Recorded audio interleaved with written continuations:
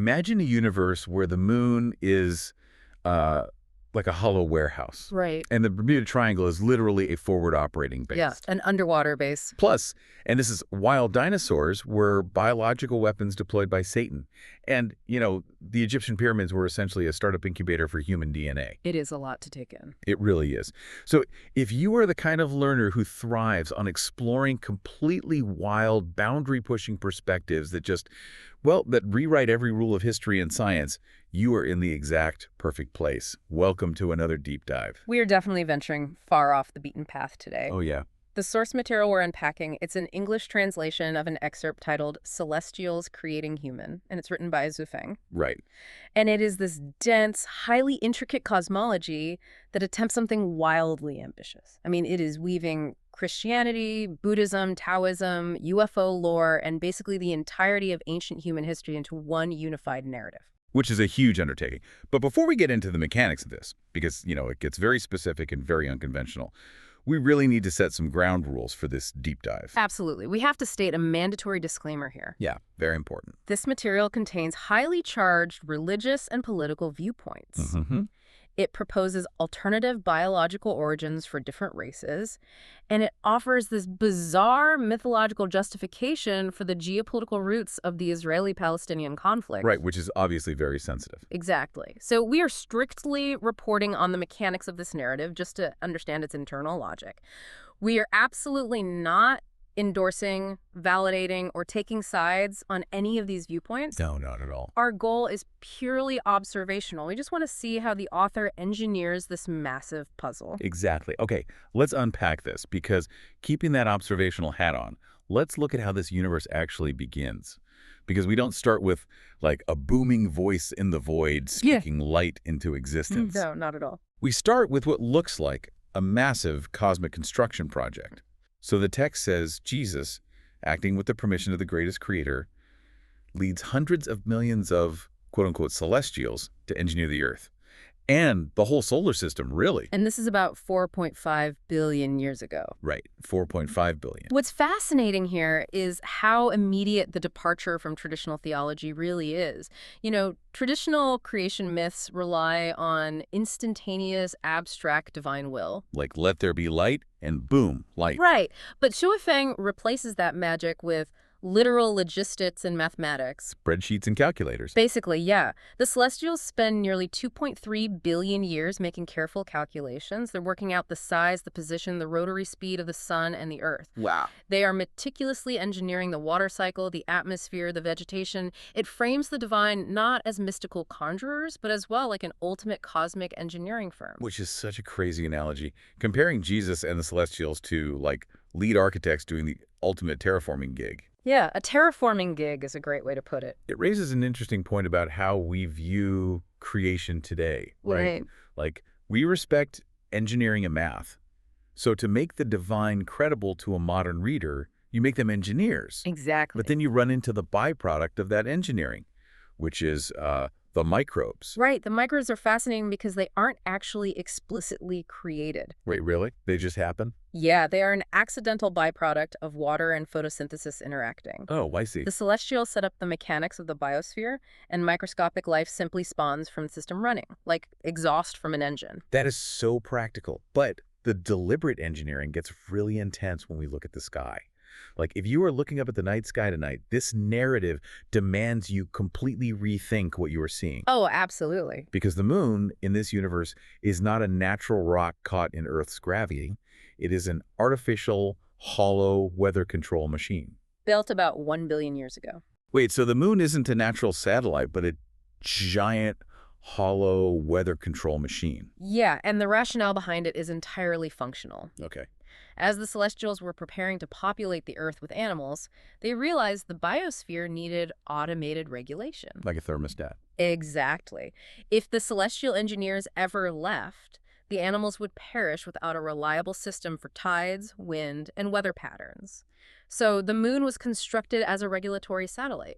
I mean, I'm trying to picture the logistics of building a celestial body. You don't just snap your fingers and say moon. No, the logistics described here are incredibly industrial. Like factories. Literally factories. They built 2 massive smelting factories to refine special metals. One was located near modern-day Cairo, Egypt, Okay, sure. and the other was in Atlantis, which is supposedly now at the bottom of the Atlantic Ocean. Of course, Atlantis is involved. And this is where UFOs enter the picture. I was wondering when the UFOs would show up. So the refined metals were hauled up to a space station using airships, which modern humans would call UFOs. Naturally. And they constructed this massive, hollow, silver reflective ball. 1 billion years ago, this highly polished silver moon made the nights on Earth incredibly bright. So it's just this giant mirror in the sky. Yeah, Yeah. and it only looks like dull rock to us now because 1 billion years of cosmic dust has accumulated on the surface. Oh, so it's just dirty. It just needs a good dusting. That is wild. But if the moon is a hollow machine, who's doing the maintenance? You have this perfectly terraformed Earth. You have a giant silver weather regulator in the sky. Where do the celestial engineers actually hang out once the heavy lifting is done?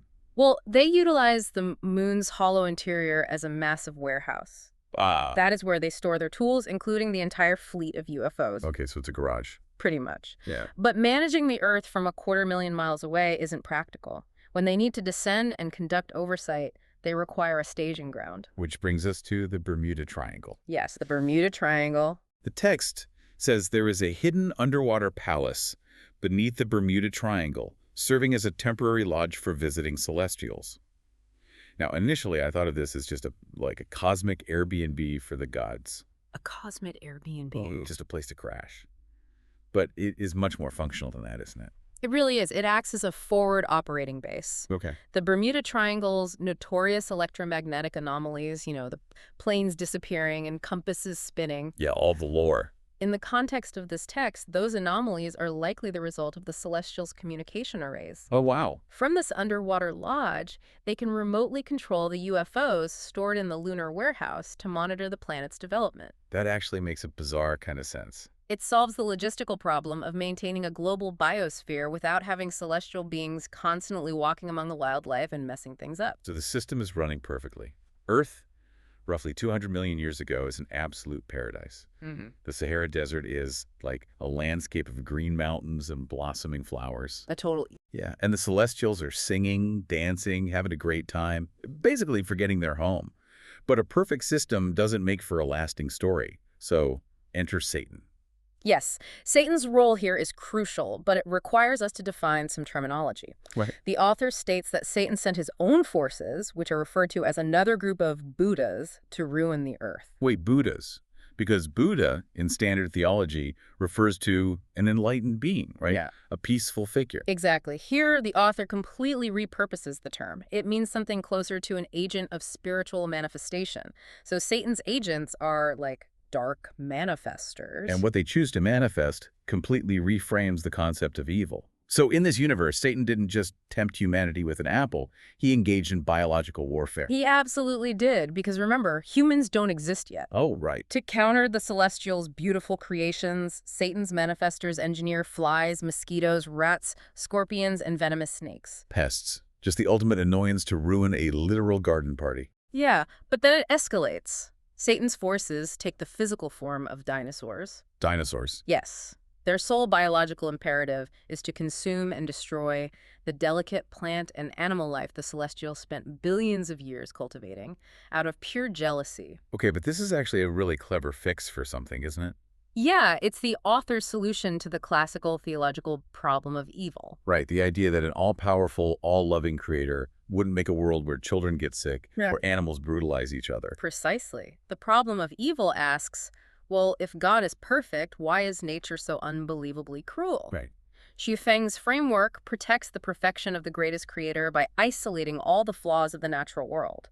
So the annoying bugs, the terrifying apex predators, the disease vectors, he assigns their creation entirely to a jealous saboteur. So the Celestials made the butterflies and Satan made the T-Rex. That is exactly it. That is fascinating. So the dinosaurs are tearing up the Sahara paradise, and the greatest creator finally steps in about 130 million years ago to clean house. Yeah, he has had enough. He wipes out the dinosaurs with a plague and traps their souls in something called the cathode black hole. The terminology there is very deliberate, by the way. Oh, so? Well, a cathode in electronics is a negatively charged electrode. By calling the cosmic prison a cathode black hole, the author is blending physics with spirituality. Oh, I did it. It implies a massive, inescapable magnetic vacuum specifically calibrated to attract and trap negative, destructive energy, which in this case is the souls of the dinosaurs. Wow. So the board completely cleared, Earth is just sitting idle. And the greatest creator decides it's time for a new project. A much bigger project. Right. So about 1.6 million years ago, he drafts the biological blueprint for humanity and hands it to Jesus. But again, they don't just speak us into existence. They need manufacturing facilities. They need laboratories. Laboratories. Yes, laboratories capable of receiving and concentrating cosmic energy to power the whole genetic manufacturing process. And those laboratories are the Egyptian pyramids. I love this concept Yeah. because it completely ignores the standard archaeological timeline of the pyramids and turns them into ancient genetic incubators. Yeah, a total rewrite of history. It's like a Silicon Valley startup incubator, but for humanity. But even divine engineers make mistakes, right?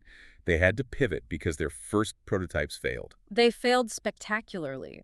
The blueprint was incredibly complex, and the Celestials missed several steps in the sequence. Oops. So the initial prototypes that walked out of those pyramid laboratories were monkeys. Wait, monkeys? Yes, monkeys and then apes. So it's an aggressive trial and error process. Eventually, they refine the sequence. They successfully produce the ancestors of Black Africans, Native Americans, and eventually white Europeans, Egyptians, and North Africans. And once the manufacturing is complete, they dismantle the energy fields around the pyramids. Which causes a massive problem. Huge. It devastates the local environment and turns the Sahara into the desert we know today. But, Yeah. and this is a big but, if you are listening closely, you might notice a massive demographic omission here. A very glaring one. Right. We have accounted for Africa, the Americas, and Europe. What about the Middle East? Ah. This is where the cosmology takes a sharp left turn into, like, divine corporate espionage. That's a perfect way to describe it. Because a completely rival god enters the picture. This rival sees Jesus and the Celestials mass-producing humanity 1.6 million years ago and decides he wants his own humans. He wants in on the market. Exactly. But he waits until about 7,000 years ago to build the Garden of Eden in Jerusalem. He creates Adam and Eve and then destroys the garden so his rivals won't find his operation. Wait.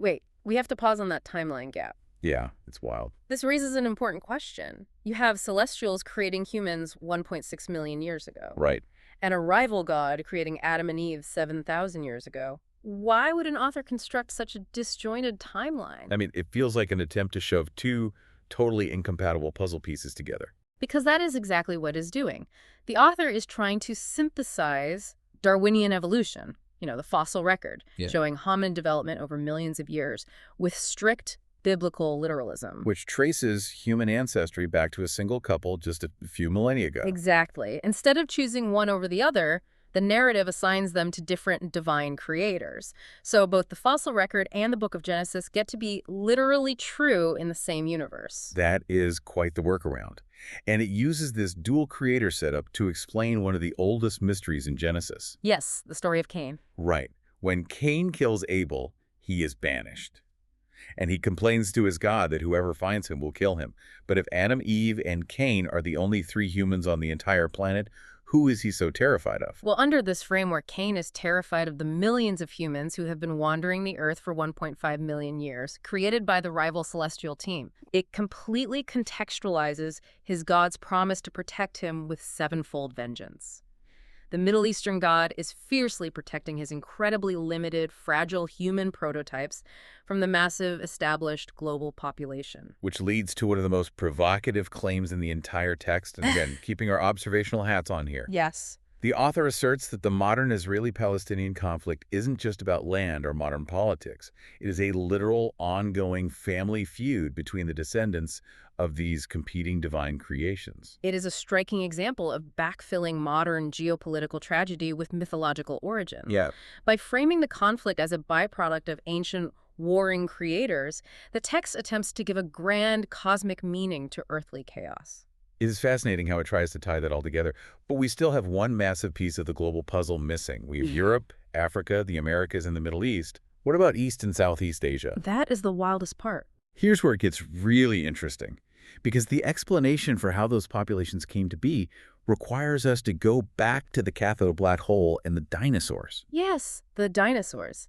Because when the greatest creator wiped out the dinosaurs 130 million years ago, the eradication wasn't exactly 100% successful. Someone missed a spot. Two highly intelligent dinosaurs managed to escape the plague.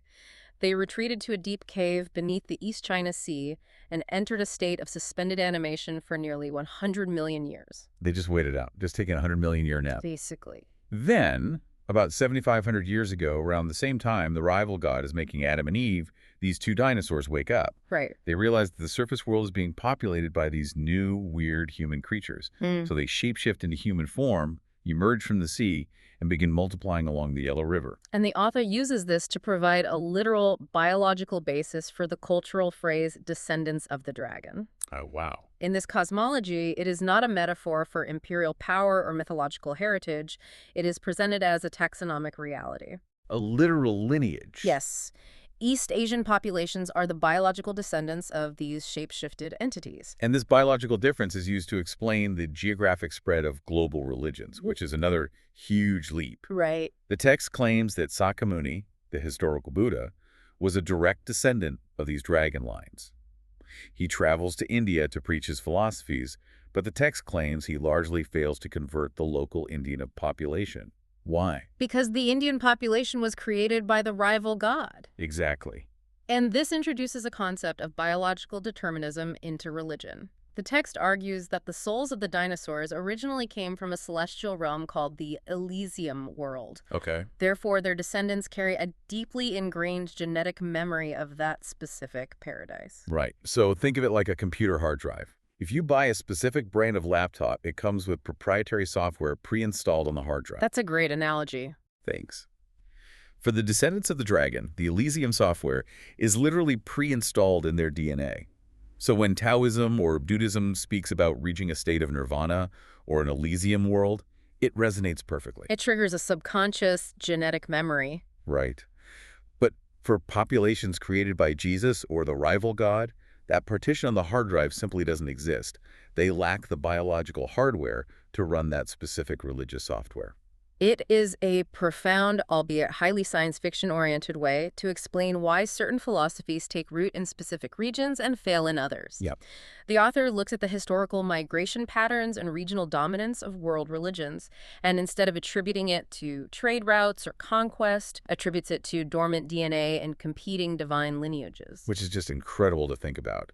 If you were listening to this and trying to map it onto anything you learned in history class, you basically have to reboot your entire understanding of human development. I really do. I mean, we have humans made by celestial engineers in pyramids, humans made by a rival god in a hidden garden, and shape-shifting dragon descendants all trying to share the same planet.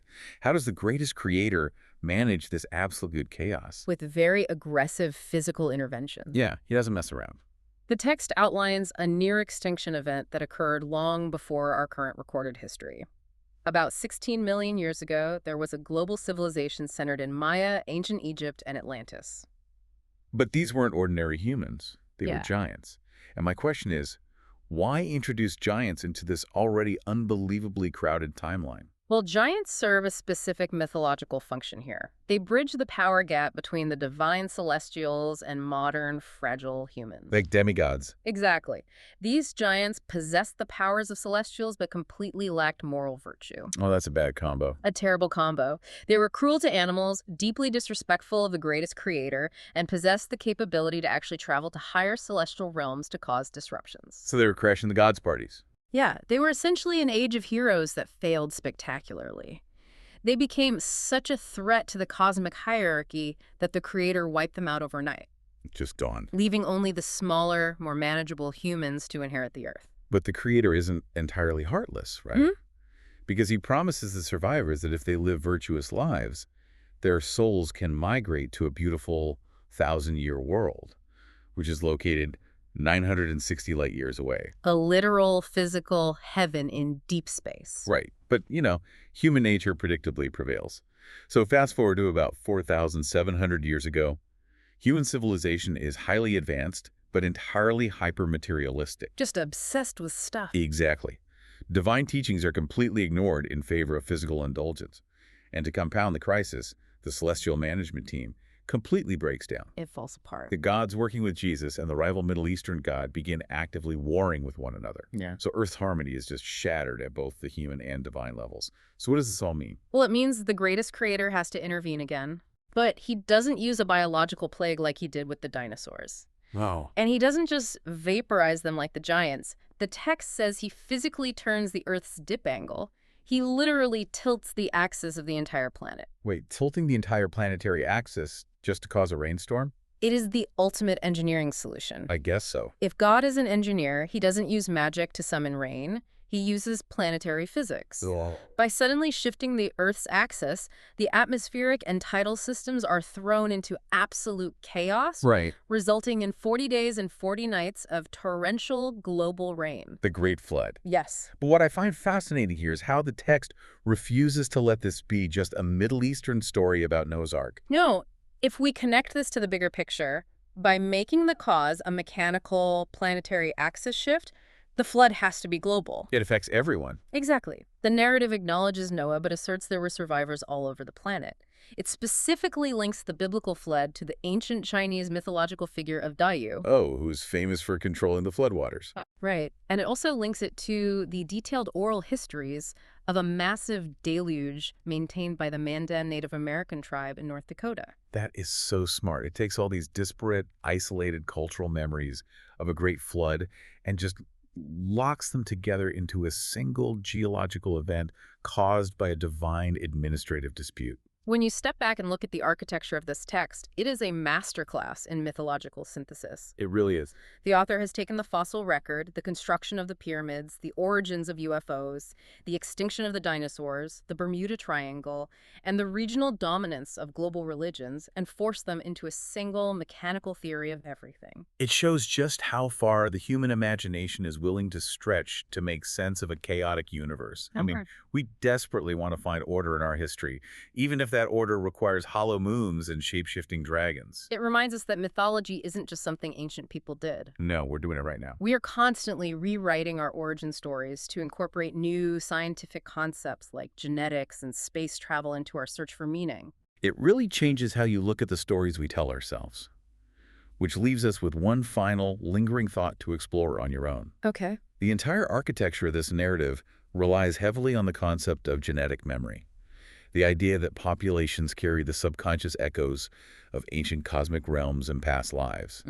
Even if we set aside the literal claims of this text, if our DNA did somehow act as a hard drive for ancestral memories, what unexplained instincts, completely irrational fears, or unshakable beliefs do you carry that might actually be an echo of an era long forgotten? A phenomenal question to leave on. Thank you for taking this deep dive with us. We will see you on the next one.